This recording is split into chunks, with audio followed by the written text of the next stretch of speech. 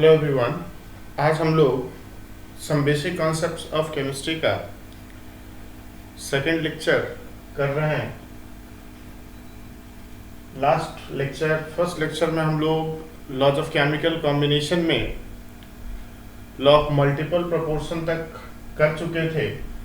आज हम लोग new law of chemical combination means law of reciprocal proportion को करने जा रहे हैं, जिसको दिया गया था रिक्टर के द्वारा।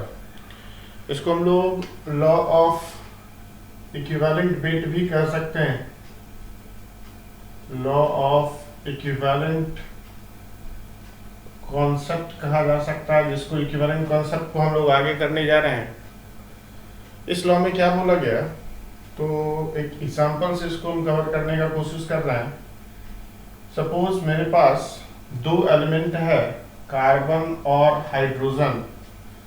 ये दोनों एलिमेंट सेपरेटली किसी थर्ड एलिमेंट से कंबाइन कर रहा है, और वो थर्ड एलिमेंट सपोज यहाँ पे ऑक्सीजन। अगर कार्बन और ऑक्सीजन कंबाइन किया है तो यहाँ पे जो मॉलिक्यूल का फॉर्मेशन हो रहा है वो कार्बन डाइऑक्साइड, जबकि हाइड्रोजन और ऑक्सीजन जब कंबाइन किया तो यहाँ पे वाटर का फॉर्मेशन हो रहा है। जो simplest molecule hydrogen and oxygen के कॉम्बिनेशन से बन रहा है वो वाटर बन रहा है। कार्बन और ऑक्सीजन के कॉम्बिनेशन से जो सिंपलेस्ट मॉलिक्यूल बन रहा है यहाँ पे वो हमारा कार्बन डाइऑक्साइड हुआ, जबकि कार्बन और हाइड्रोजन एक दूसरे से कंबाइन करके मीथेन का फॉर्मेशन करेगा। तो ये बात तो बहुत ही क्लियर है कि तीन एलिमेंट जो हम कंसिडर किए इस लॉ को समझने के लिए, वो तीनों एलिमेंट कितने कंपाउंड का फॉर्मेशन किया, तो टोटल 3 कंपाउंड्स बना।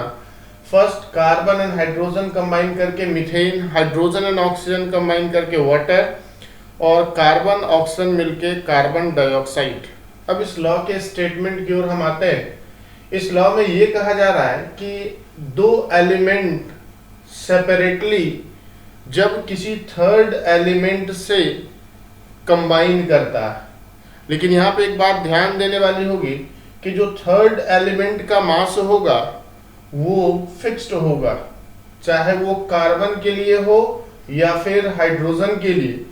तो वैसे सिचुएशन में कार्बन हाइड्रोजन जब एक दूसरे से कंबाइन करके जो कंपाउंड बनाएगा उसमें जो कार्बन और हाइड्रोजन का रेशियो है और यहाँ पर जो कार्बन और हाइड्रोजन का रेशियो होगा वो सेम होगा या उसका एक मल्टीपल होगा। फिर से हम इसको बता रहे हैं आपको कि जब दो एलिमेंट सेपरेटली किसी थर्ड एलिमेंट के फिक्स्ड मास से कंबाइन करेगा, तब जाकर जिस रेशियो में वो दोनों एलिमेंट कंबाइन करके एक सिंपल कंपाउंड बनाया था वो रेशियो यहाँ भी परसिस्ट करेगा या फिर उसका एक सिंपल मल्टीपल होगा। अब यहाँ पे अगर ध्यान देने वाली बात है, मीथेन में कार्बन 1 है तो कार्बन का मास यहाँ पे 12 लेंगे। हाइड्रोजन का मास 1 होता है, बट टोटल हाइड्रोजन इस मीथेन के लिए कितना है 4। तो मीथेन में कार्बन और हाइड्रोजन का रेशियो है 12:4। 12:4 का मतलब हो गया 3:1 का रेशियो है कार्बन और हाइड्रोजन में। अब अगर हम लोग देखें कि यहाँ पे कार्बन और ऑक्सीजन का, तो यहाँ पे कार्बन डाइऑक्साइड का जो फॉर्मेशन हो रहा है तो उसमें ऑक्सीजन का मास 32 है। मीन्स ये कार्बन जब कार्बन डाइऑक्साइड बनाया तो कार्बन का 12 ग्राम ऑक्सीजन के 16 ऑक्सीजन का एटॉमिक मास, तो 16 × 2 32 ग्राम से कंबाइन किया।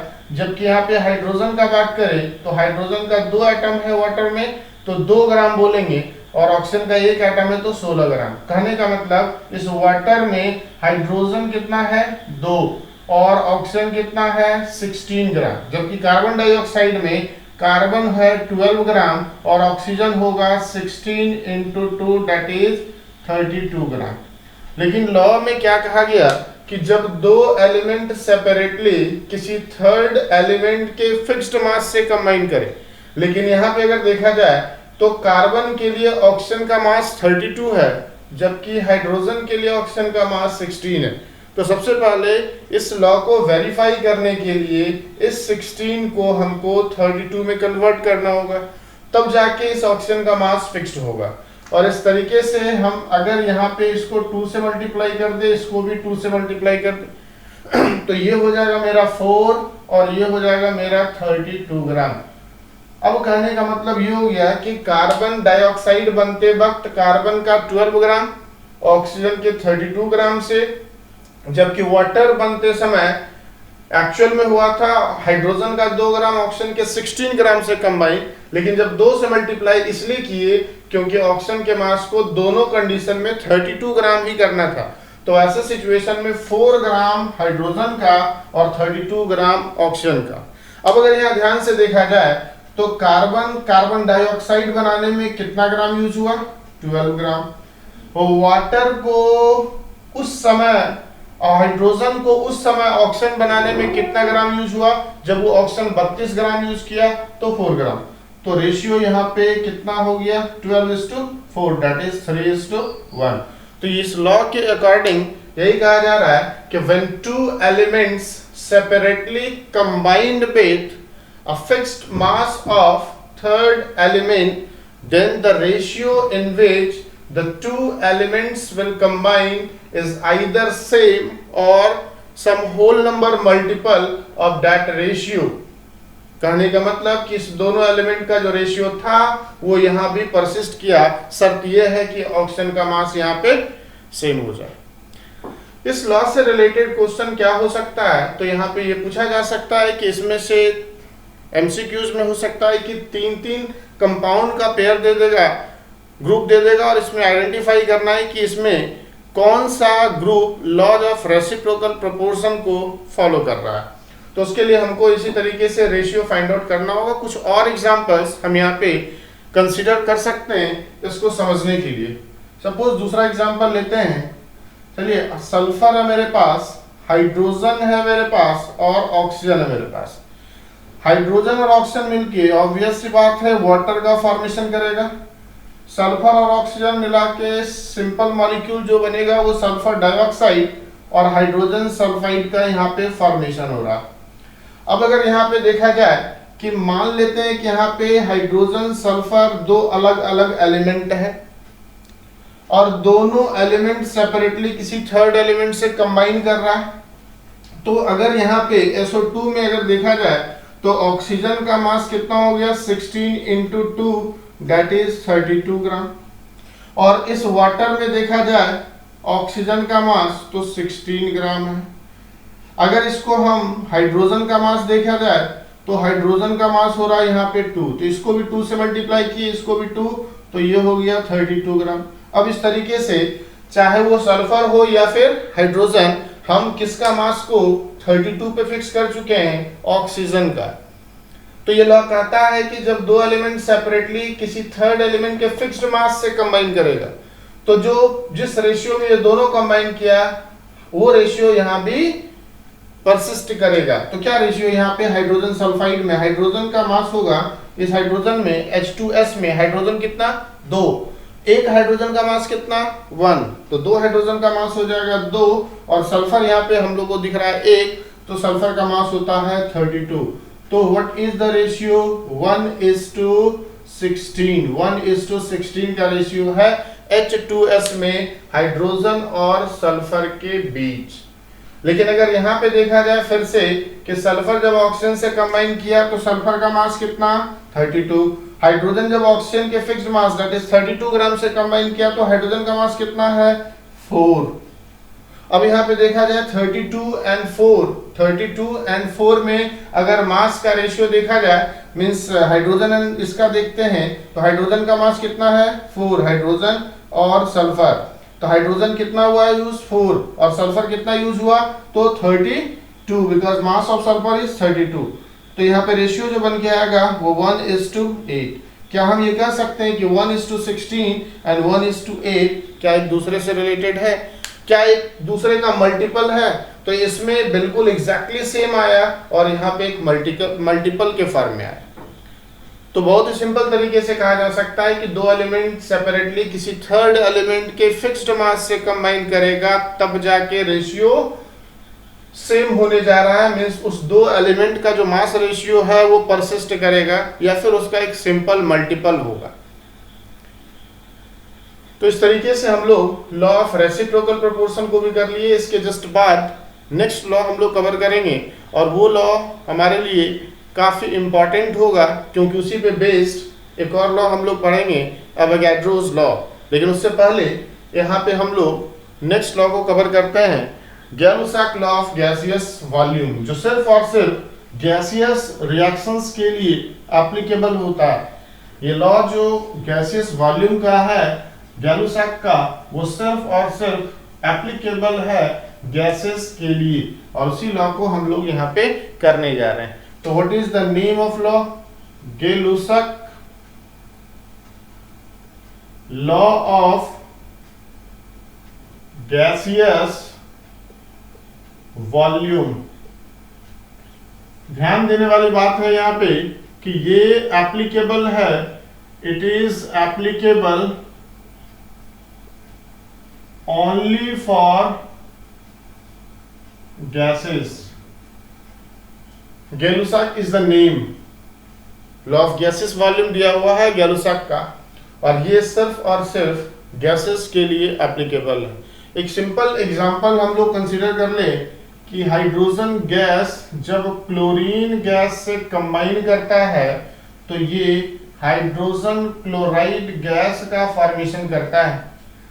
अगर इस इक्वेशन को बैलेंस्ड करें तो यहाँ पे कोफिशिएंट जो आएगा मेरा वो 2 होगा।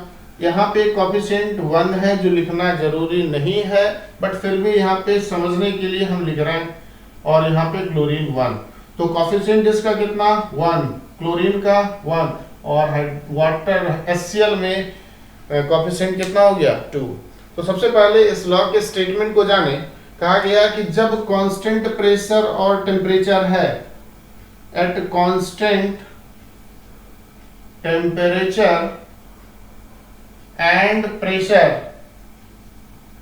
at constant temperature and pressure, बहुत इंपॉर्टेंट बात कि हमको क्या नहीं बदलने देना है, टेम्परेचर और प्रेशर को नहीं बदलने देना है, मीन्स ये दोनों कांस्टेंट होना चाहिए। at constant temperature and pressure when gases, और सिंपली हम कह सकते हैं कि gases will combine in simple fixed ratio, in terms of volume to form compound। कहने का मतलब यहाँ पे ये हो गया कि अगर हाइड्रोजन, क्लोरीन और HCl का वॉल्यूम रेशियो देखा जाए तो वो रेशियो निकल के आएगा, क्योंकि ये 1 मोल है और यहाँ पे क्लोरीन भी 1 है और HCl बैलेंस करने पे 2 आ गया, तो जो मोल का रेशियो है वही वॉल्यूम का रेशियो हो जाएगा। यहाँ पे जो रेशियो मोल में है वही रेशियो वॉल्यूम में। जो कोफिशिएंट हम लोग बैलेंस करने के लिए यूज कर रहे हैं वो एक्चुअली किसको रिप्रेजेंट कर रहा है? मोल को। तो जो रेशियो मोल का है बिल्कुल एग्जैक्टली वही रेशियो वॉल्यूम का होगा। शर्त यह है कि ये रिएक्शन में जो पार्टिसिपेंट्स है वो गैसियस फेज में हो, और दूसरा कंडीशन की टेम्परेचर और प्रेशर भी कांस्टेंट हो। तो यहाँ पे वॉल्यूम का रेशियो जो होगा 1:1:2। इसका मतलब कि अगर 1 लीटर हाइड्रोजन लेते हैं और 1 लीटर क्लोरीन लेते हैं तब जाके 2 लीटर HCl का होगा। मीन्स वॉल्यूम रेशियो जो निकल के आया हाइड्रोजन, क्लोरीन और HCl गैस में वो 1:1:2। कुछ और एग्जांपल्स इसमें देखते हैं। अगर हम कंसीडर करें अमोनिया के फॉर्मेशन को, तो अमोनिया को ऑब्टेन करने के लिए हम लोग mainly nitrogen and hydrogen gas का यूज करते हैं। नाइट्रोजन एंड हाइड्रोजन गैस जब कंबाइन करता है तो अमोनिया गैस का फॉर्मेशन होता है। इस लॉ को अप्लाई करने से पहले हम लोग इक्वेशन को बैलेंस करेंगे। 2 नाइट्रोजन है यहाँ पे भी 2 नाइट्रोजन हो जाएगा जब कोफिशिएंट 1 से कितना हो जाए 2। इस तरीके से हाइड्रोजन यहाँ पे 3 2 जा 6 हो गया और मेरे पास हाइड्रोजन रिएक्टेंट साइड बस 2 है, इसलिए इसके कोफिशिएंट को भी 1 से क्या कर देना पड़ेगा 2। तो what is the mole ratio during formation of ammonia? तो नाइट्रोजन का 1 पार्ट, हाइड्रोजन का 3 पार्ट एंड अमोनिया का 2 part. That means volume ratio यहाँ पे क्या हो जाएगा? तो वॉल्यूम रेशियो हो जाएगा इसका 1 वॉल्यूम, इसका 3 वॉल्यूम, तो इसका बनेगा 2 वॉल्यूम। इसका मतलब इसका अगर 1 लीटर लिए तो इसका 3 लीटर का रिक्वायरमेंट होगा, तब जाके जो अमोनिया मिलेगा हमको वो 2 लीटर। तो जो मोल का रेशियो आया, जो बैलेंस करने के लिए कोफिशिएंट का रेशियो आया, वही रेशियो वॉल्यूम में होगा, और वही रेशियो वॉल्यूम में होगा तो कहीं ना कहीं हम बहुत आसानी से डिसाइड कर सकते हैं कि अगर इसका वॉल्यूम दिया इसका वॉल्यूम, तो इसका क्या वॉल्यूम बनने जा रहा है। उसी तरीके से अगर बात करें कि अगर PCl3 गैस है, फास्फोरस ट्राइक्लोराइड, ये फास्फोरस ट्राइक्लोराइड जब क्लोरीन गैस से कंबाइन करता है तो फास्फोरस पेंटाक्लोराइड का फॉर्मेशन करेगा।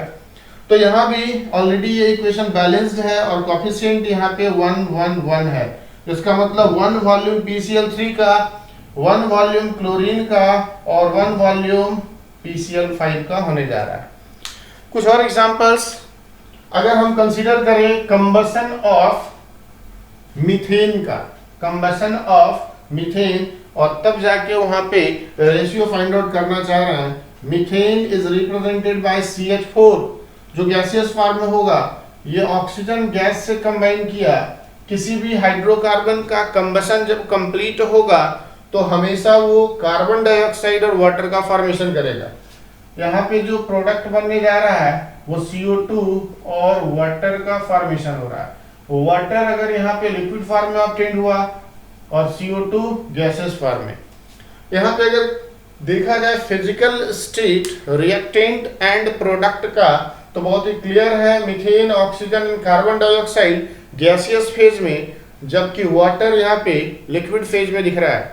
ऐसे सिचुएशन में हम वाटर के लिए इस लॉ को अप्लाई नहीं करने जा रहे हैं।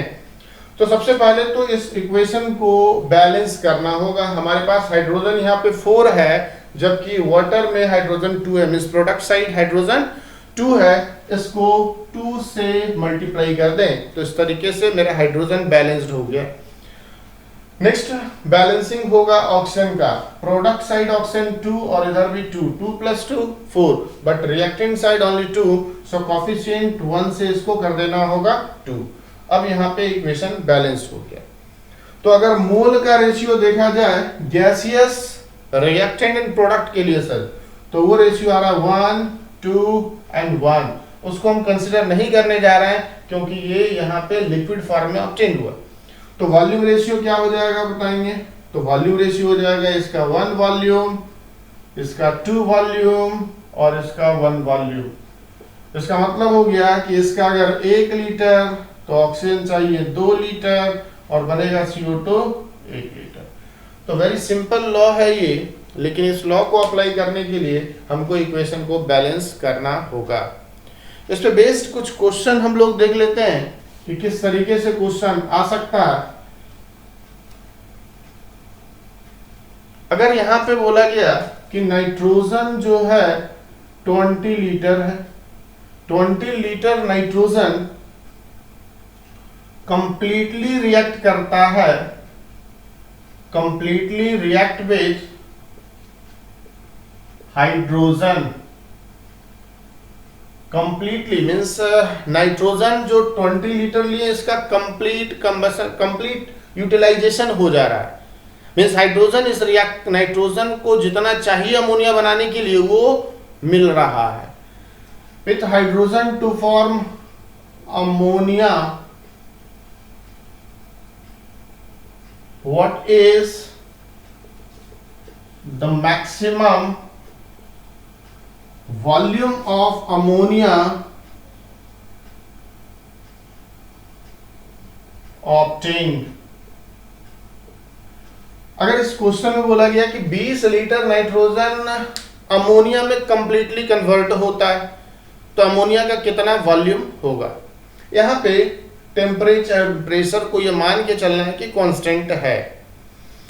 तो इसके लिए हम इक्वेशन लिखेंगे N2 गैस, अभी जस्ट हम लोग बैलेंस किए थे इस तरीके से, N2 gas plus 3H2 2NH3 gas, और जो मोल का रेशियो यहाँ देखा गया वो है 1:3:2।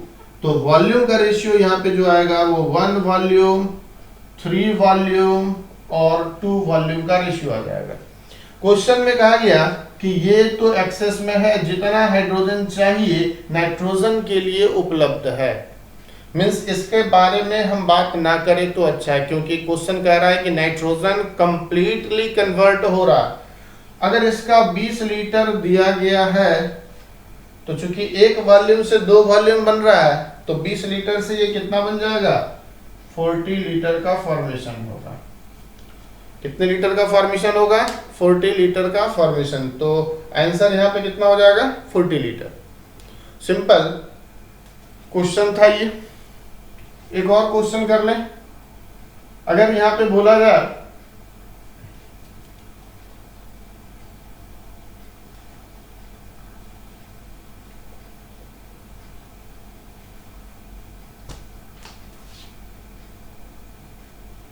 क्वेश्चन है what is maximum volume of hydrogen required, what is maximum volume of hydrogen required to convert 5 liter of nitrogen gas into ammonia at constant temperature and pressure। ये क्वेश्चन है मेरा। बोला कि क्या हाइड्रोजन का कितना वॉल्यूम का जरूरत पड़ेगा जो कि 5 लीटर नाइट्रोजन को कंप्लीटली अमोनिया में कन्वर्ट कर देगा। तो फिर से बैलेंस इक्वेशन ही चाहिए, N2 प्लस 3H2 2NH3। इसका 1 वॉल्यूम तो इसका 3 वॉल्यूम और इसका 2 वॉल्यूम बनेगा। यहाँ पे इसको कंप्लीटली कन्वर्ट करना है, तो इसका 1 वॉल्यूम तो इसका 3 वॉल्यूम। यहाँ पे दिया हुआ है 5 लीटर, तो ये 5 × 3 बराबर 15 लीटर हाइड्रोजन की रिक्वायरमेंट होगी। तो काफी आसान लॉ है यहाँ पे। इसी तरह का क्वेश्चन यहाँ पे बन सकता है। इस तरीके से हम लोग लॉज ऑफ केमिकल कॉम्बिनेशन को कवर किए। एक और लॉ ऑफ केमिकल कॉम्बिनेशन में हम लोग पढ़ेंगे जिसको बोलेंगे एवोगैड्रोस लॉ। लेकिन एवोगैड्रोस लॉ उस समय पढ़ेंगे जब हम लोग मोल का बेसिक आइडियाज आ जाए, तब जाके एवोगैड्रो लॉ और उसका एप्लीकेशन पार्ट करेंगे। लेकिन सबसे पहले हम लोग मोल्स के लिए को समझने के लिए बेसिक जो भी टर्म्स होगा उसको एक एक करके हम लोग पढ़ेंगे।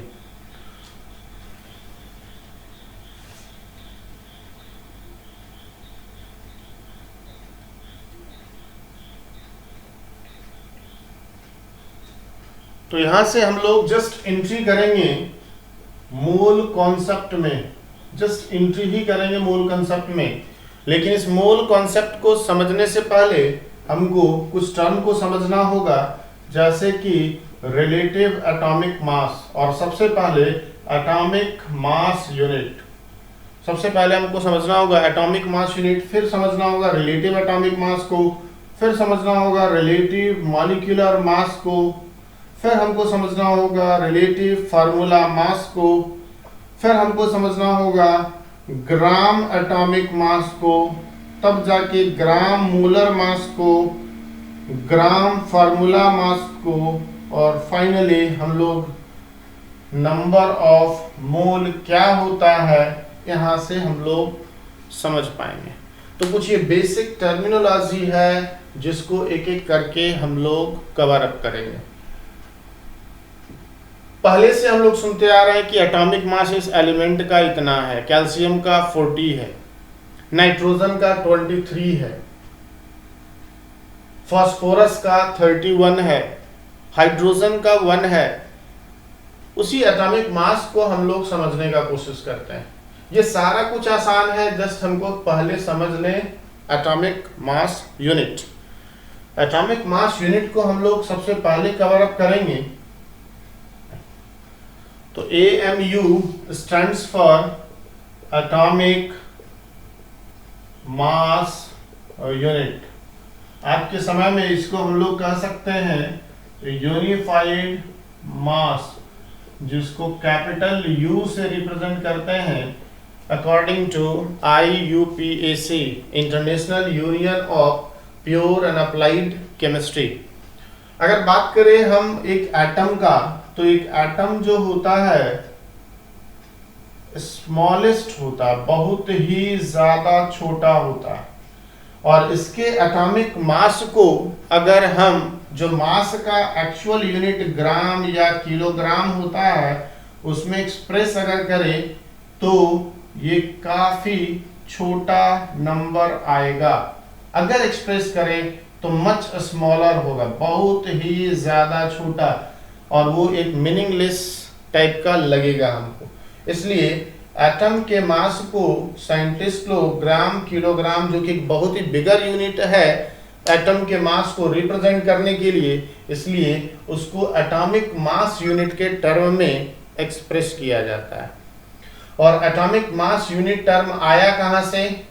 तो हम इस बात को समझने के लिए सबसे पहले ये समझने का कोशिश करेंगे कि रिलेटिव एटॉमिक मास जो होता है, होता क्या एक्चुअल में। हम कह रहे हैं रिलेटिव एटॉमिक मास, इसका मतलब कि एक्चुअल एटॉमिक मास का बात हो ही नहीं रही है। यहाँ पे एक एटम के मास को किसी से कंपेयर किया जा रहा है। केमिस्ट्री में एटॉमिक मास का मतलब एक्चुअल मास नहीं होता है। हम लोग उस एटम के मास को किसी से कंपेयर करते हैं, और सिर्फ एक एलिमेंट के लिए नहीं, दुनिया के हर एक एलिमेंट को उसी से कंपेयर करना होता है। तो कंपैरिजन किसके मास से करें, उसका सिलेक्शन करना एक इंपॉर्टेंट बात यहाँ पे होगा।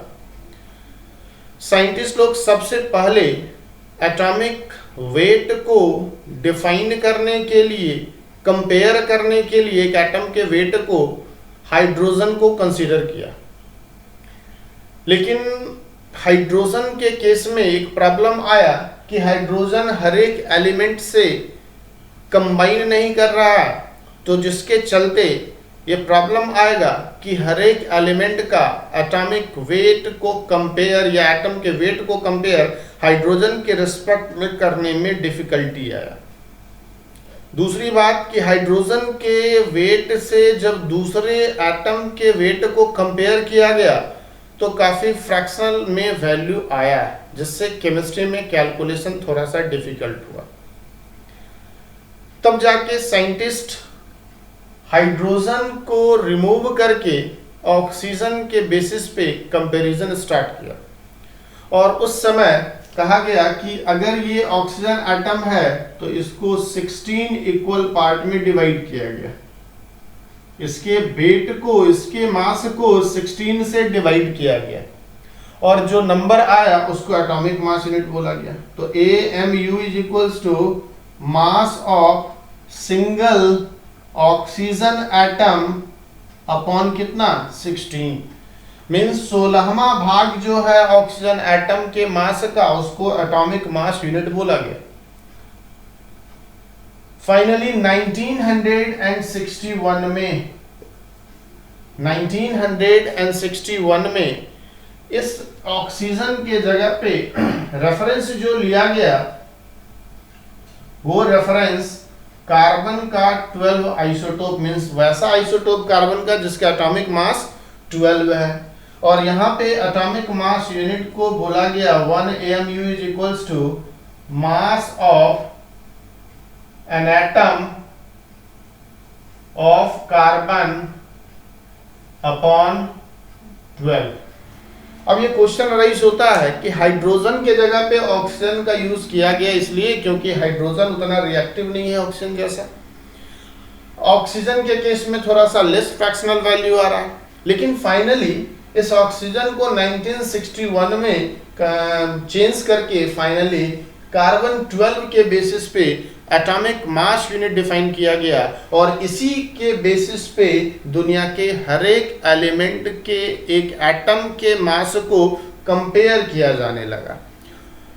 इसके पीछे सिंपल रीजन ये है कि जो भी एलिमेंट हम लोग रेफरेंस के रूप में कंसीडर कर रहे हैं उसका एबंडेंस अधिक होना चाहिए। कार्बन काफी एबंडेंट एलिमेंट है, उसका जो आइसोटोप है वो काफी ज्यादा एबंडेंस नहीं होना चाहिए।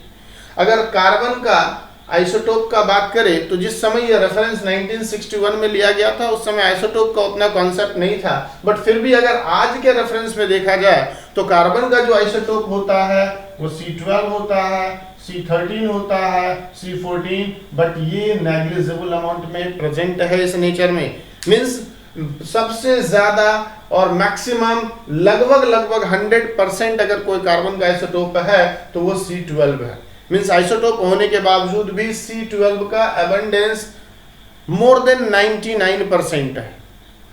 दूसरी बात कि वो जो एलिमेंट रेफरेंस के रूप में सेलेक्ट किया जा रहा है वो ना तो बहुत कम रिएक्टिव हो और ना ही बहुत ज्यादा रिएक्टिव हो जो कार्बन के केस में फेवर कर रहा है। वैसे जो कुछ भी हो, आफ्टर 1961 जो रेफरेंस लिया गया एटॉमिक मास यूनिट को एक्सप्लेन करने के लिए, हम वहीं से आगे बढ़ने जा रहे हैं। तो एटॉमिक मास यूनिट कार्बन 12 के कंडीशन में क्या होके आया?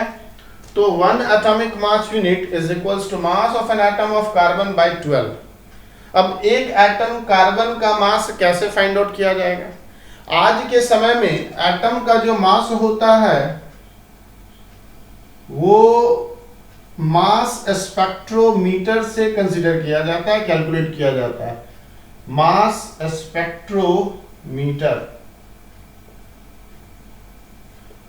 मास स्पेक्ट्रोमीटर के बारे में स्टडी किया जाता है केमिस्ट्री के जिस ब्रांच में, उसको कहते हैं हम लोग स्पेक्ट्रोस्कोपी, जो हम लोग के सिलेबस के स्कोप के बियॉन्ड है। हायर क्लास में जाएंगे तो स्पेक्ट्रोस्कोपी को स्टडी करेंगे और वहीं पे हम लोग को पता चल पाएगा कि एक एटम का एक्चुअल मास आज के समय में किस तरीके से डिटरमाइन किया जाता है। लेकिन ओवरऑल हमको जो समझ में आना चाहिए यहाँ पे वो ये है कि 1 AMU कितना निकल के आ रहा है। तो बहुत ही क्लियर तरीके से आप माइंड में सेट कर लो कि 1 AMU का वैल्यू आपको हमेशा याद होना चाहिए और ये वैल्यू होता है 1.66 into 10 to the power -27 kilogram, और अगर ग्राम में लिखे तो 1.66 10 to the power -24 gram. 1 AMU इतना होता है।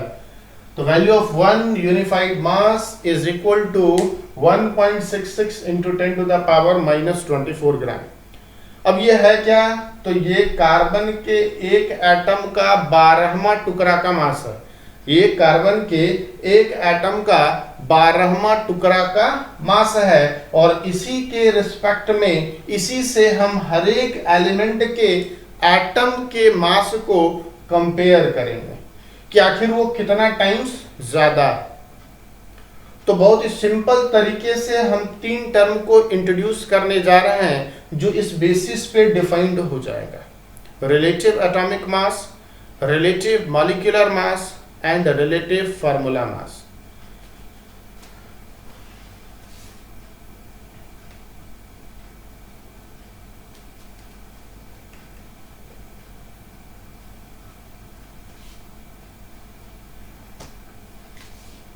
हम यहाँ पे लिखने जा रहे हैं रिलेटिव एटॉमिक मास RAM।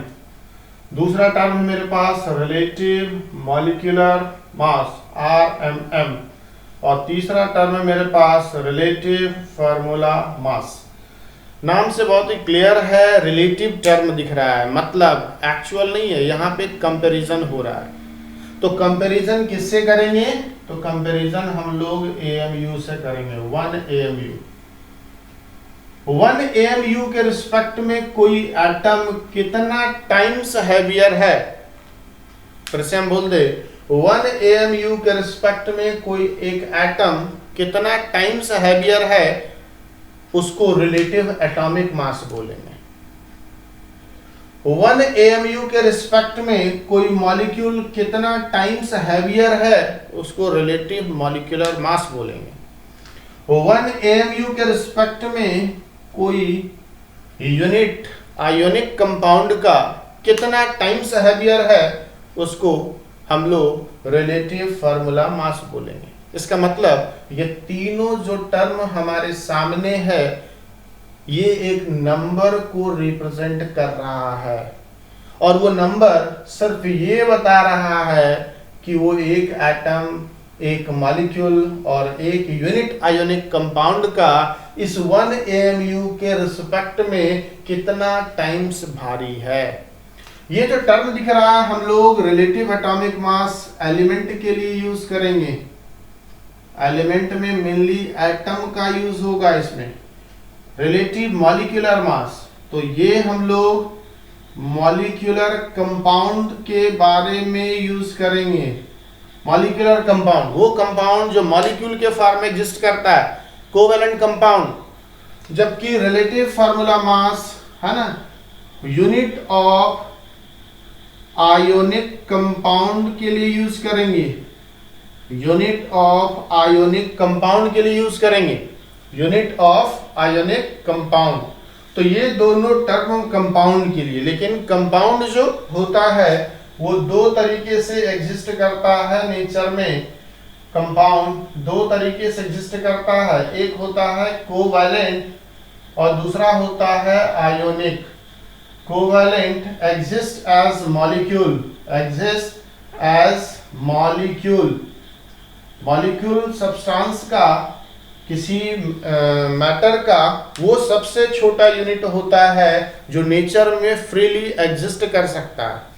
जबकि आयोनिक कंपाउंड जो होता है वो exist age group of ions, that is cations and anions. Cations और एनायंस के फॉर्म में ये एग्जिस्ट करता है। और मॉलिक्यूल के बारे में कहा जा रहा है कि स्मॉलेस्ट यूनिट जो फ्रीली एग्जिस्ट करता है। अगर हम बात करें CO2 का तो ये मॉलिक्यूल है, क्या इसका फर्दर ब्रेकडाउन हो सकता है? नहीं। अगर हम बात करें NaCl का तो ये एक फार्मूला यूनिट होगा। NaCl क्या है? Formula unit. क्यों? ये एग्जिस्ट NaCl के रूप में जरूर कर रहा है, लेकिन ये ब्रेक भी हो सकता है दो मॉलिक्यूल में Na+ एंड Cl-। तो हम NaCl को मॉलिक्यूल कहने नहीं जा रहे हैं, इसको फार्मूला यूनिट कहेंगे, जबकि CO2 को मॉलिक्यूल बोलेंगे। सिमिलरली अगर CH4 लिखते हैं तो एक मॉलिक्यूल हुआ, जबकि अगर हम कैल्शियम का सल्फेट लिखते हैं तो ये एक फार्मूला यूनिट हुआ आयोनिक कंपाउंड का। इसमें दो तरह का आयंस अवेलेबल है, Ca2+ और SO4 2-। तो यहां से ये क्लियर हो रहा है कि जो रिलेटिव मॉलिक्यूलर मास टर्म है वो मॉलिक्यूलर कंपाउंड के लिए यूज करेंगे और रिलेटिव फार्मूला मास हम लोग यूज करने जा रहे हैं किसके लिए? यूनिट ऑफ आयोनिक कंपाउंड के लिए, सिंगल यूनिट के लिए। फिर से 1 AMU क्या है? तो 1 AMU किसका मास है?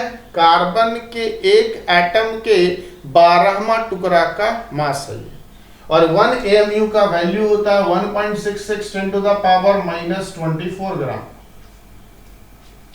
तो हम रिलेटिव एटॉमिक मास को बोल रहे हैं कि 1 AMU के रिस्पेक्ट में किसी एलिमेंट के एक एटम कितना टाइम्स भारी होता है उसको एटॉमिक मास बोलेंगे, रिलेटिव एटॉमिक मास। एक मॉलिक्यूल 1 AMU के रिस्पेक्ट में कितना टाइम्स हैवियर है उसको रिलेटिव मॉलिक्यूलर मास बोलेंगे। एक फार्मूला यूनिट 1 AMU के रिस्पेक्ट में कितना टाइम्स हैवियर है उसको रिलेटिव फार्मूला मास बोलेंगे। तो definition very simple, we can say relative atomic mass of an atom is defined as a number which indicates how much time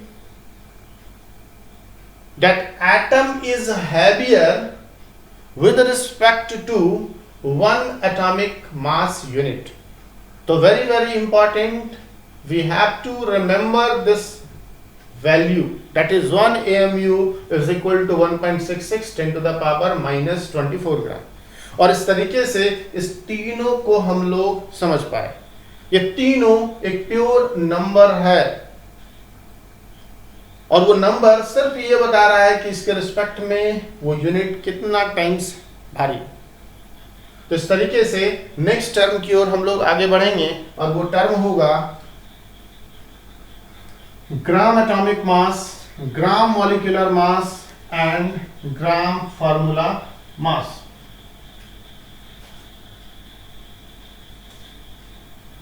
तो मेरे पास जो टर्म पहले से था, जो हम लोग कर चुके हैं, relative atomic mass, relative molecular mass and relative formula mass. अब हम लोग करने जो जा रहे हैं वो है ग्राम एटॉमिक मास और ग्राम मॉलिक्यूलर मास और ग्राम फार्मूला मास। तो ये तीन का अगर हम बात करें तो ये तीनों प्योर नंबर है और ये इंडिकेट्स करता है, हम बोल सकते हैं कंपैरेटिव नंबर है, कंपैरेटिव नंबर। और किससे कंपेयर किया गया? कंपेयर्ड फ्रॉम 1 AMU, 1 AMU से कंपेयर किया गया।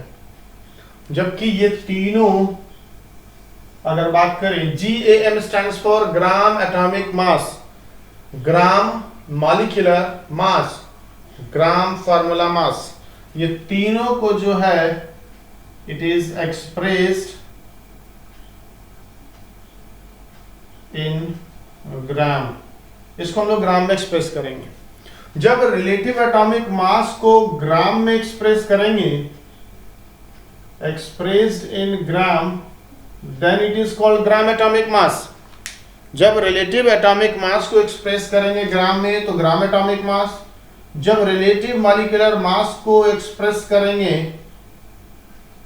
ग्राम में तो ग्राम मोलर मास, और जब रिलेटिव फार्मूला मास को ग्राम में एक्सप्रेस करेंगे तो हम उसको भी ग्राम फार्मूला मास कहेंगे। अब यहां पे सिर्फ ऐसा नहीं है कि इसको ग्राम में एक्सप्रेस कर दिया और एक मेरे पास न्यू टर्म बन के आ गया। इस टर्म का कुछ अपना इंपॉर्टेंस है। उस इंपॉर्टेंस को समझने से पहले अगर हमसे पूछा जाए कि calculate actual mass of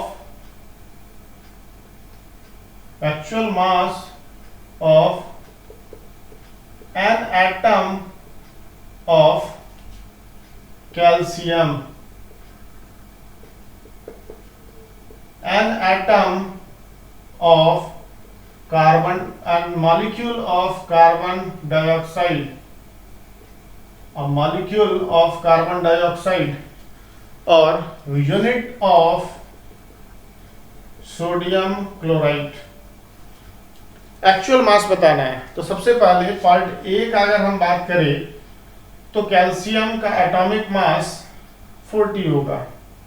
calcium का एटॉमिक मास 40, तो हम relative atomic mass of calcium क्या बोलेंगे? 40, और यहाँ पे लिखेंगे U या 40 AMU लिखेंगे। इसका मतलब कैल्शियम का एक एटम 1 AMU के रिस्पेक्ट में 40 गुना भारी है। तो इसका रिलेटिव मॉलिक्यूलर ग्राम एटॉमिक मास क्या हो जाएगा? ग्राम एटॉमिक मास की जगह पे हम लोग को कैलकुलेट करना एक्चुअल मास। तो हम यहाँ पे एक्चुअल मास कैसे फाइंड आउट करेंगे? तो हम यहाँ पे ये लिख सकते थे ना कि 40 इंटू 1 यूनिफाइड मास, और 1 U का वैल्यू पुट कर देते हैं 1.66 10 टू द पावर माइनस 24 ग्राम। ये एक्चुअल मास हो गया किसका? कैल्शियम के एक एटम का। उसी तरीके से बी पार्ट अगर करें तो हम बोलेंगे relative molecular mass of CO2 find out करते हैं, कार्बन और डाइऑक्सीजन। कार्बन का मास 12 होगा और ऑक्सीजन का मास 16 होगा, लेकिन 2 से ऑक्सीजन है तो ये हो जाएगा 44U। इसका मतलब CO2 का एक मॉलिक्यूल 1 एटॉमिक मास यूनिट के रिस्पेक्ट में 44 टाइम्स हैवियर होगा। कार्बन डाइऑक्साइड का एक मॉलिक्यूल 1 यूनिफाइड मास के रिस्पेक्ट में 44 टाइम्स हैवियर होगा। तो वैसे सिचुएशन में हम यहाँ पे कह सकते हैं कि इसको 44 इंटू 1u लिख दे रहे हैं। तो 44 इंटू 1u का वैल्यू हमेशा फिक्स्ड होता है, कांस्टेंट होता है 1.66 10 टू द पावर -24 ग्राम। तो ये एक्चुअल मास है एक मॉलिक्यूल CO2 का। तो फिर उसी तरीके से हम लोग NaCl का बात कर सकते हैं। तो NaCl का अगर हम बात करें तो नाइट्रोजन सोडियम यहाँ पे एक है और सोडियम का मास होता है 23, क्लोरीन यहाँ पे 35.5 होगा, क्लोरीन यहाँ पे 35.5 होगा। तो क्लोरीन अगर 35.5 होगा तो ये आ गया आपका 538 और 58.5U। इसका मतलब relative formula mass of NaCl is equals to 58.5U। Again इसका मतलब क्या हुआ? इसका मतलब ये हुआ कि relative formula mass sodium chloride का मींस एक यूनिट जो सोडियम क्लोराइड का होगा वो 1 यूनिफाइड मास या 1 AMU के रिस्पेक्ट में 58.5 टाइम्स हैवियर होने जा रहा है।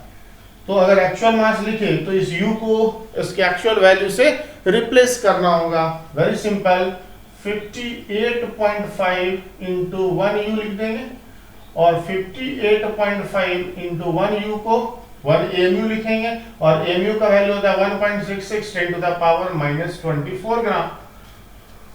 तो जस्ट हम लोग एक्चुअल मास के लिए 1.66 10 टू द पावर -24 ग्राम से मल्टीप्लाई करेंगे, एक्चुअल मास फाइंड आउट कर लेंगे। यहाँ पे अगर हम ये फाइंड आउट करने का कोशिश करें कि जब ग्राम में एटॉमिक मास को लिख देते हैं तो उससे क्या बेनिफिट मिलता है, इसके जस्ट बाद उसी क्वेश्चन से रिलेटेड नेक्स्ट क्वेश्चन हम लोग करते हैं और वहां से एक नया कॉन्सेप्ट हम लोग के दिमाग में बिल्ड होगा और वो ये होगा calculate number of atoms in 40 gram of calcium. ध्यान से ये क्वेश्चन है सिंपल, बोला कितना कैल्शियम एटम होगा 40 ग्राम कैल्शियम में। अभी हम लोग मोल कंसेप्ट का कोई कॉन्सेप्ट नहीं जान रहे हैं, हम लोग बस समझते हैं ये है कि रिलेटिव एटॉमिक मास होता क्या है। फिर हम लोग समझते हैं कि एक एटम का मास हम लोग फाइंड आउट कैसे करेंगे। तो रिलेटिव एटॉमिक मास वो नंबर है जो ये बताता है कि उसका एक एटम 1 AMU के रिस्पेक्ट में उतना टाइम्स भारी है और 1U के वैल्यू से मल्टीप्लाई कर देंगे रिलेटिव एटॉमिक मास तो उस एटम का एक्चुअल मास निकल जाएगा। तो हम यहां पे बोल सकते हैं mass of single calcium atom is equals to 40 into 1.66 10 to the power -24 gram. एक एटम का मास है तो हम लिखेंगे नंबर ऑफ एटम्स इन, या फिर इसको यूनिटरी मेथड से करते हैं, कहेंगे 40 इंटू 1.66 10 टू द पावर -24 ग्राम होता है तो एक एटम होगा कैल्शियम का। इसलिए 1 ग्राम अगर होता तो 1/40 into 1.66 10 to the power -24 atom बोलेंगे। इसलिए हमारे पास टोटल कितना है 40 ग्राम। 40 ग्राम में क्या लिखेंगे 1/40 into 1.66 10 to the power -24 into 40 atom. Very simple, 40 से गया 40 तो मेरे पास क्या बचा 1/1.66 10 टू द पावर -24 एटम्स। और इसको अगर सॉल्व करें तो ये अप्रॉक्सीमेटली आएगा 6.023 into 10 to the power 23 atoms. अब इस नंबर को हम लोग आगे चल के इंट्रोड्यूस करेंगे। इस नंबर को बोलते हैं एवोगाड्रोस नंबर, जिसको Na से रिप्रेजेंट करेंगे। ध्यान से देखने वाली बात है कि जब हमसे क्वेश्चन पूछा गया कि एक कैल्शियम एटम का मास क्या होता है तो हम बोले कि हमको तो बस इतना जानकारी है कि कैल्शियम का रिलेटिव एटॉमिक मास 40U होता है। फिर हम लोग देखें कि U का मतलब क्या है, तो U is nothing but AMU। AMU का मतलब एटॉमिक मास यूनिट। अब एटॉमिक मास यूनिट क्या होता है, तो कार्बन के एक एटम का 12वां टुकड़ा का मास, उसका वैल्यू कितना होता है 1.66 10 टू द पावर -24 ग्राम। तो एक एटम कैल्शियम का मास हो गया 40 इंटू 1.66 10 टू द पावर -24 ग्राम। फिर हम लोग एक नया टर्म आया ग्राम एटॉमिक मास, और हम लोग बोले कि जब एटॉमिक मास, जब रिलेटिव एटॉमिक मास को ग्राम में एक्सप्रेस कर देंगे तो उसको हम लोग उस समय कहने लगेंगे ग्राम एटॉमिक मास। लेकिन ग्राम एटॉमिक मास सिर्फ ग्राम कह देने से नहीं होगा, उसको यहाँ पे अगर हम समझने का कोशिश करें तो ग्राम एटॉमिक मास मीन्स जब भी एटॉमिक मास को ग्राम में लिखते हैं तो एक्चुअली में इतना पार्टिकल कंटेन करेगा। मीन्स जब रिलेटिव एटॉमिक मास को ग्राम में एक्सप्रेस करेंगे तो उस अमाउंट में इतना पार्टिकल होगा। जब रिलेटिव मॉलिक्यूलर मास को ग्राम में एक्सप्रेस करेंगे तो ग्राम मॉलिक्यूलर मास बोलेंगे, और उस अमाउंट में इतना ही पार्टिकल होगा उस कंपाउंड का। जब रिलेटिव फार्मूला मास को ग्राम में एक्सप्रेस करेंगे तो रिलेटिव फार्मूला मास को अब ग्राम फार्मूला मास बोलेंगे, और उतने अमाउंट में इतना ही पार्टिकल होगा, बार बार इतना ही पार्टिकल होगा। तो इसको हम लोग इस तरीके से अगर लिख ले तो कुछ ज्यादा क्लियर होगा।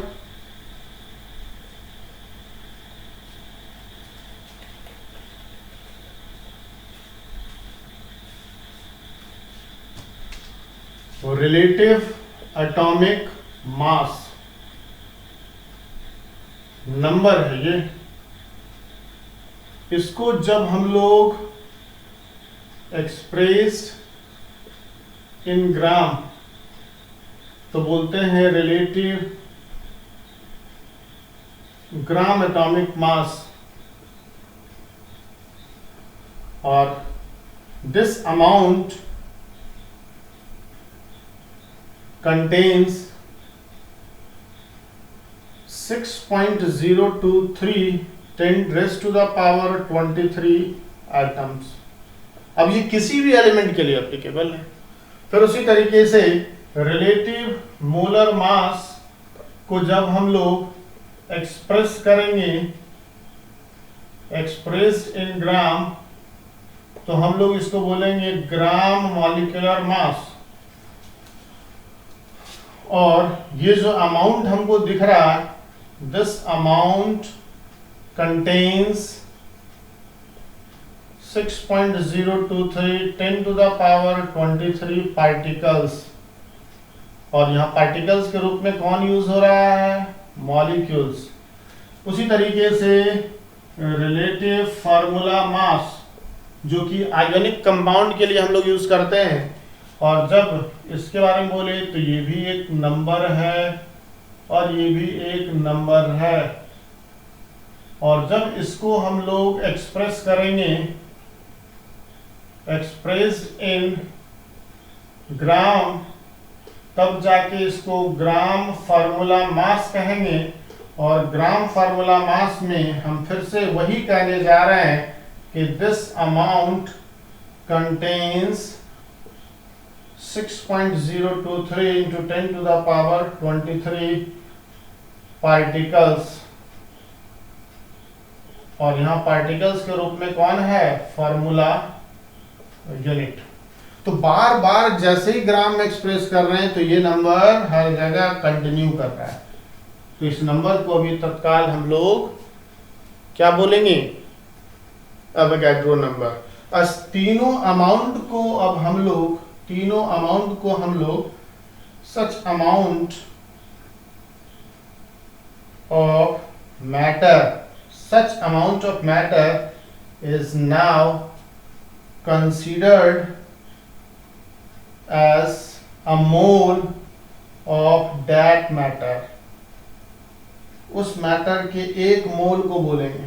ध्यान से यहाँ पे हम लोग 1 मोल को इंट्रोड्यूस कर चुके हैं, यहाँ पे 1 मोल को इंट्रोड्यूस कर चुके हैं। हम ये बोलना चाह रहे हैं कि जब relative atomic mass, relative molecular mass और रिलेटिव फार्मूला मास, जब relative atomic mass, relative molecular mass और रिलेटिव फार्मूला मास को, जो कि प्योरली एक नंबर है जो ये बताता है कि 1 AMU के रिस्पेक्ट में एक एटम इतना टाइम्स हैवियर, इतना मॉलिक्यूल हैवियर है और इतना फार्मूला यूनिट इतना टाइम्स हैवियर है।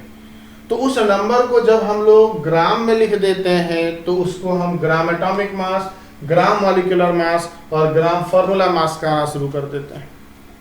और जब इसको देखा जाता है कि आखिर ये जो ग्राम में एक्सप्रेस करने के बाद जो अमाउंट दिख रहा है वो आखिर कितना पार्टिकल कंटेन कर रहा है, तो हर बार कैलकुलेट करने पे इतना ही पार्टिकल कंटेन कर रहा है। और जब भी किसी सब्सटेंस में इतना पार्टिकल प्रेजेंट होगा तो उस सब्सटेंस के अमाउंट को 1 मोल बोलेंगे, उस सब्सटेंस के अमाउंट को 1 मोल बोलेंगे।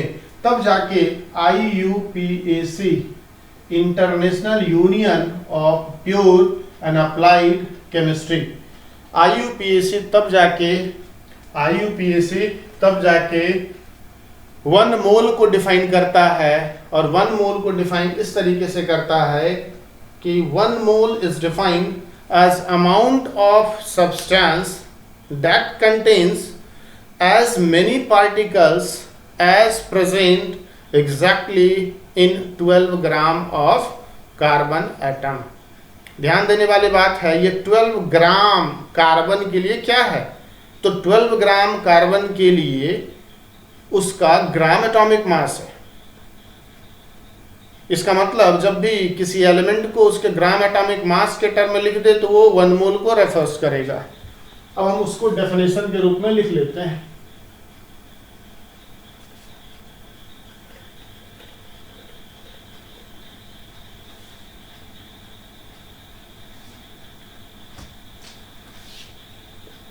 According to International Union of Pure and Applied Chemistry, 1 mole is defined as amount of substance that contains as many particles as present exactly in 12 gram of carbon। तो 12 gram of carbon contains 6.023 into 10 to the power 23 atoms, and this number is called Avogadro number। इस number को Avogadro number कहेंगे हम लोग, Na से represent करेंगे। पुराने समय में 1 मोल के जगह पे हम लोग 1 ग्राम एटम भी यूज करते थे एलिमेंट के लिए, 1 ग्राम मॉलिक्यूल भी यूज करते थे। 1 मोल की जगह पे 1 ग्राम एटम बोल सकते हैं, 1 ग्राम मॉलिक्यूल। लेकिन आज के समय में हम लोग 1 मोल ही ज्यादा अच्छा तरीके से यूज करने जा रहे हैं। ध्यान से देखने वाली बात है, फिर से हम यहाँ पे आ रहे हैं। कार्बन के लिए 12 क्या है, रिलेटिव एटॉमिक मास है। कार्बन के लिए 12 ग्राम क्या है, रिलेटिव मॉलिक्यूलर मास है। और कार्बन जब फिर से कार्बन के लिए 12 क्या है, रिलेटिव एटॉमिक मास। कार्बन के लिए 12 ग्राम क्या है, तो ग्राम एटॉमिक मास। और जब कार्बन को उसके ग्राम एटॉमिक मास के टर्म में लिखा जाता है तो वो एक्चुअल में 1 मोल कहलाता है। हम यहाँ पे 12 ग्राम के जगह पे कुछ और भी बोल सकते हैं। 16 ग्राम ऑफ ऑक्सीजन, ये भी 1 मोल होगा। हम बोल सकते हैं 40 ग्राम ऑफ कैल्शियम, ये भी 1 मोल होगा। हम बोल सकते हैं 23 ग्राम ऑफ सोडियम, ये भी 1 मोल होगा। हम बोल सकते हैं 1 ग्राम ऑफ हाइड्रोजन, ये भी 1 मोल होगा। हम बोल सकते हैं 31 ग्राम ऑफ फास्फोरस, ये भी मोल होगा। ये सब 1 मोल होगा। लेकिन IUPAC डिफाइन करने के लिए मोल को क्या कंसीडर किया, 12 ग्राम। तो 1 मोल होता क्या है वो यहां से हम लोग क्लियर किए हैं। अब यहां से मोल का बेसिक आइडिया हम लोग को मिल चुका है। और यहां से जब आगे बढ़ेंगे तो फिर मोल को और अच्छे तरीके से एक्सप्रेस करेंगे हम लोग, मोल को और अच्छे तरीके से एक्सप्रेस करेंगे। अगर हम बोले amount of substance, amount of substance, तो ये जो है ये एक फिजिकल क्वांटिटी है। ये क्या है? Physical quantity. और इस फिजिकल क्वांटिटी का ऐसा यूनिट जो रखा गया, ऐसा यूनिट इसको बोला गया मोल। और ये इंटरनेशनल सिस्टम में कहा गया, एसआई सिस्टम में इसको बोला गया मोल। इंटरनेशनल सिस्टम इसको क्या बोला? मोल।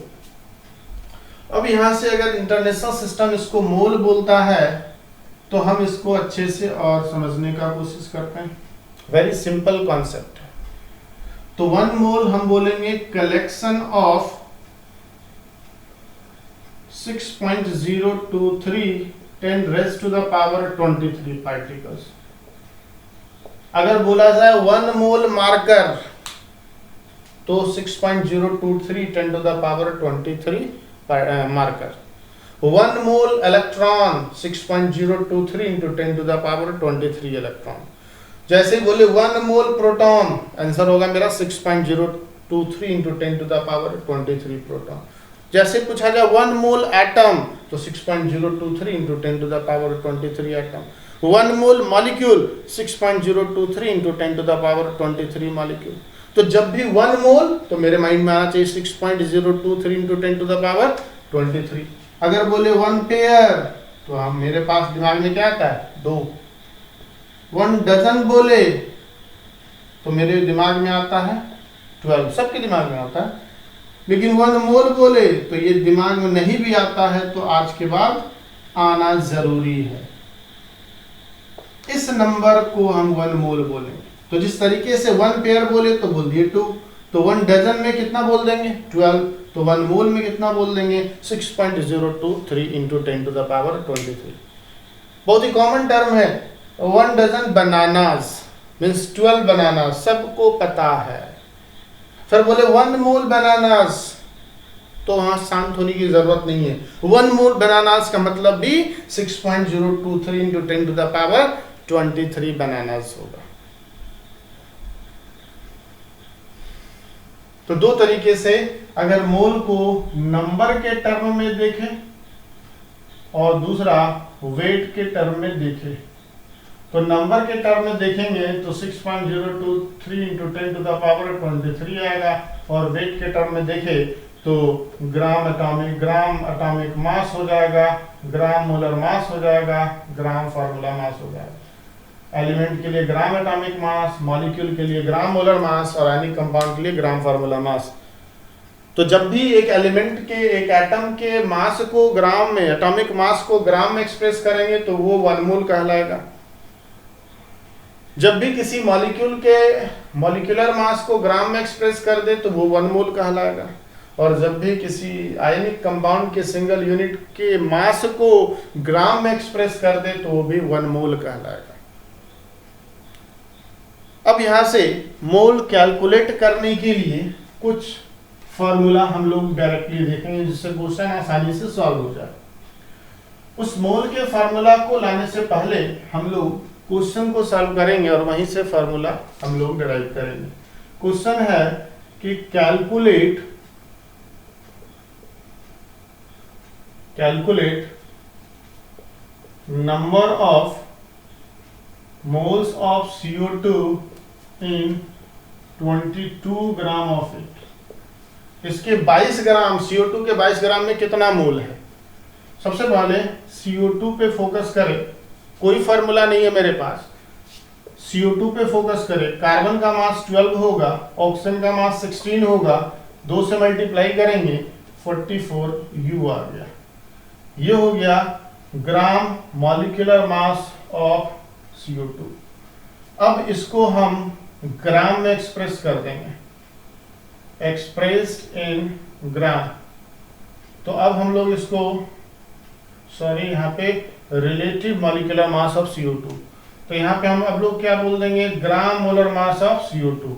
और अब ये 44U 44 ग्राम हो जाएगा। तब जाके हम लोग बोलेंगे कि 44 ग्राम अगर है तो वो 1 मोल CO2 को रिप्रेजेंट करेगा। क्यों? हम लोग अभी जस्ट पढ़े 1 मोल CO2 को रिप्रेजेंट करेगा। इसलिए अगर 1 ग्राम होता है तो 1/44 मोल ऑफ CO2 को रिप्रेजेंट करेगा। इसलिए 22 ग्राम अगर होता है तो लिखेंगे 22 ग्राम अपॉन 44 ग्राम, ठीक है, 22/44 मोल ऑफ CO2।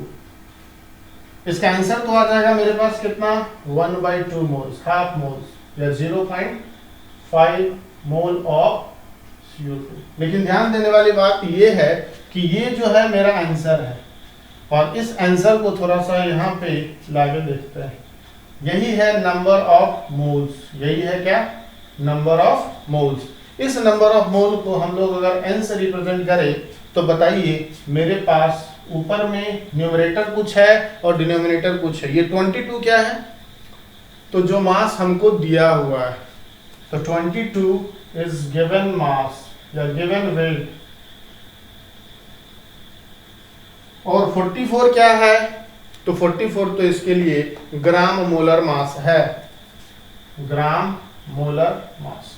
तो मेरे पास जो फार्मूला निकल के आया वो ये आया, N is equals to W upon gram molar mass. अब W यहाँ पे गिवन वेट है और GMM ग्राम मोलर मास है। Similarly number of moles is equals to W upon gram atomic mass बोलेंगे जब एलिमेंट से रिलेटेड क्वेश्चन होगा। Number of mole is equals to W upon gram formula mass बोलेंगे जब compound, ionic compound के लिए। ये कब यूज करेंगे, जब मॉलिक्यूल्स का बात करेंगे। ये कब बात करेंगे, जब एटम का बात करेंगे। ये कब बात करेंगे, जब यूनिट ऑफ आयोनिक कंपाउंड का बात करेंगे। तो अभी के बाद जितना भी क्वेश्चन होगा उसमें इसको एज अ फार्मूला यूज करेंगे। इस को फार्मूला नहीं बोलते हुए हम लोग उसी यूनिटरी मेथड को बोलेंगे जो हम लोग को relative molar mass and gram molar मास के कॉन्सेप्ट से आया है।